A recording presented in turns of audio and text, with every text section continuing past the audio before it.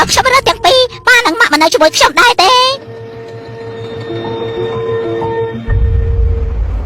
បើក្មួយឬបែបហ្នឹងតុលាការក៏កាត់ក្តីឲ្យប៉ាម៉ាក់ចិញ្ចឹមក្មួយទាំងពីរនាក់ប៉ុន្តែតុលាការគ្មានសិទ្ធិឲ្យគេមិននៅជាមួយគ្នាវិញទេព្រោះគេបានលែងលះគ្នាទៅហើយបើក្មួយរើបែបហ្នឹងតុលាការក៏អនុញ្ញាតឲ្យលោកប៉ាអ្នកម៉ាក់ចិញ្ចឹមក្មួយរួមគ្នាប៉ុន្តែតុលាការគ្មានសិទ្ធិបង្ខំឲ្យលោកប៉ាអ្នកម៉ាក់មិននៅជាមួយគ្នាទៀតបានទេ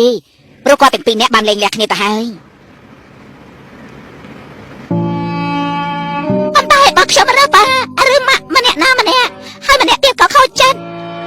តុលាការមានវិធីប្រាប់ម្នាក់ទៀតឲ្យយល់គ្រប់គ្នាក៏គោរពការសម្រេចចិត្តរបស់ក្មួយក៏មិនរំអីតបពុកកុំហាស្ដី